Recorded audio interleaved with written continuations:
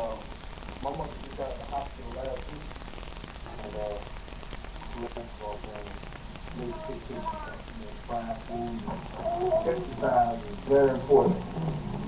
I asked a question last week about how much time do we spend taking care of ourselves and our community. Because a lot of time what we do is we spend 9 hours on the job, and we come home, watch TV, and go to bed and set the cycle, which there's no time for us. We don't make any time for us.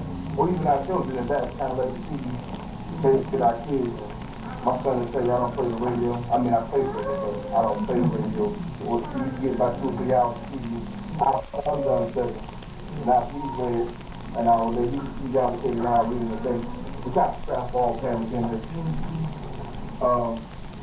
What I want to do about my mother, she's out. There was a nurse sitting back here in the back.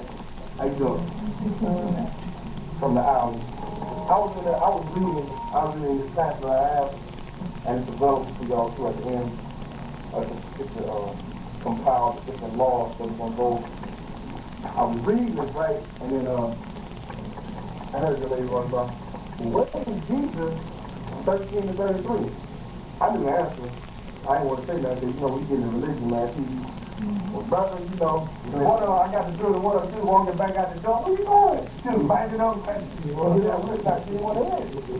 So, they said it again, where is he at? How long he was in? I said he was in Egypt.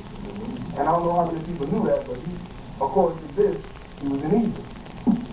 So, let's turn to, this is for her, the first half is going to be for her, y'all. I mean, y'all can get something out of it also. Matthew. Oh my God, I got keys on top. Matthew, chapter 2, verse, I'm sorry, you got book written in, chapter 2, verse 13. Now, we're going to find out why he left and where he was at. And when they departed, behold, the angel said, the angel of the Lord appeared to Joseph in a dream, saying, arise and take the young child and his mother, and do what, brother? Flee into Egypt. Flee. Don't walk. Flee into Egypt, and be thou there until I bring you word. The herald will see the young child to do what? Destroy him. So, we understand that an angel came to his stepfather. Y'all need to get up out of town. They were trying to knock y'all off. Get up and go now. Right? Yeah. When he arose, he took the young child and his mother by night and departed into Egypt. So you understand the seriousness. They weren't leaving in the daytime. They did it at night or at night. And there was until the death of Herod. And you want to figure out something? And was there unto the death of Herod, that it might be fulfilled, which was spoken of the Lord by the prophet, saying, out of Egypt have I called my son. Then Herod, when he saw that he was marked of the wise man, was exceedingly wroth, and sent forth and slew all the children that were in Bethlehem, and then all the coast thereof from 2 years old and under, according to the time which he had diligently inquired of the wise men. Thank you. You got that, right? So, I don't have my, got Matthew, verse. I want to go on this real quick, which is going to, it's funny because I don't know what Brother Lance is going to talk about. I said, come on up and do your thing, because to me, all information is relevant. It's going to relate either way it goes. We can talk about blue skies. And then somewhere along the line, we'll talk about how the sun has rays around it. It's not really blue because the rays come through and it seems like it's blue. You know it's kind of blue, right? You know that? But that's always about light. Studying light. And I'm going with role models, but that is something else. Okay, so one thing I want to touch on a little further that was the other sister, the other nurse that came in, talking about the She's talking about Jesus. So my point is, I have information. I taught this for like 6 years, the origin and study of religion. So it's kind of second nature, but it's kind of, I'm a little rusty on it. But the part that I like is showing you the symbolism, and then you can get into the esoteric meaning, not only the names, but the symbols that came behind those figures and whatever religion it is. Like what you just talked about real quick with Abraham, with Brahman, and Moses, Thutmose. You can get into, for example, what I told this one lady was, I don't know if y'all It's right about my head. I'm gonna write it right here. You got 12, you have the houses. Anybody familiar with astrology? Yeah. Okay, let's assume these are 12. I'll put it there. And here's the Pisces. This is the spirit, right? All right, in each house, there's the Scorpio, the Leo, the zodiac or zoo type symbols. And here's the Pisces. This is the first symbol for Christians, the 6, right? You see it on the back of the vans and trucks, the 6. Jesus was called the what of men?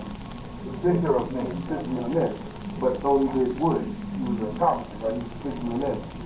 Now, what happens is, when you go back, the reason he was considered the symbol of the 6 because of the time, that time period. We'll say we're in 2005. So if you go back to one, then you're at the beginning of so-called the age of Aquarius. I mean, not Aquarius, but the time of Pisces.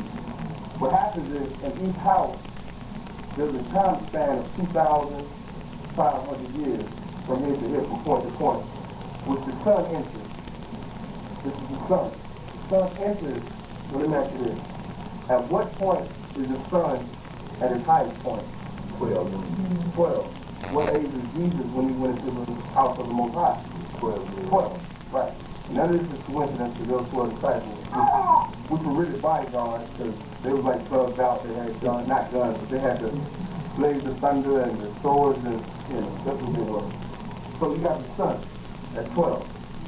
The sun enters into a house on a 30-degree angle. What age was Jesus when he started his?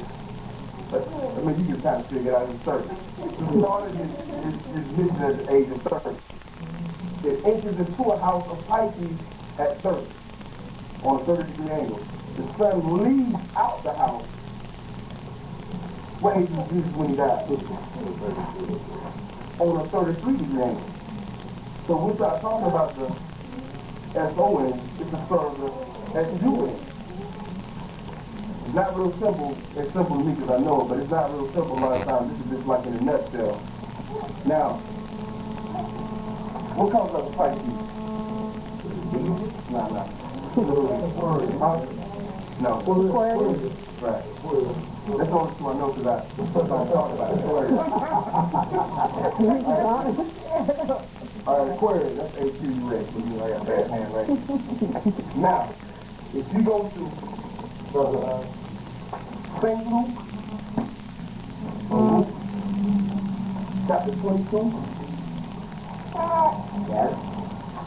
Now, so you know that the sun follows this, and this is what's called the perception of the equinox, which lasts for how long?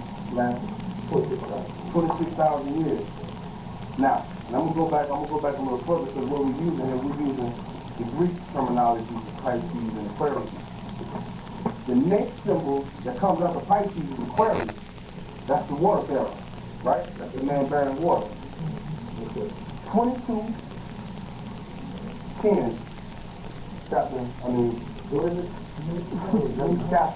Chapter 22, verse 10. Read that for me, brother. And he said unto them, Behold, when ye are entered into the city, there shall be a man meet you bearing a pitcher of water. Follow him into the house where he entered. Into the what? Into the house. These are called houses. After Pisces, the sun, the 12 months, follow and go into the house of the man bearing water. Right? Yeah, that's Aquarius. Take it a little further. Now, this is in the Bible. The Bible is full of stories of the sun because, the sun don't come up. We pray every day that the sun comes up because if the sun don't rise, we're going to die. Crops won't grow. So we pray that the sun rises, right? Even when you get into the stories of a mentor,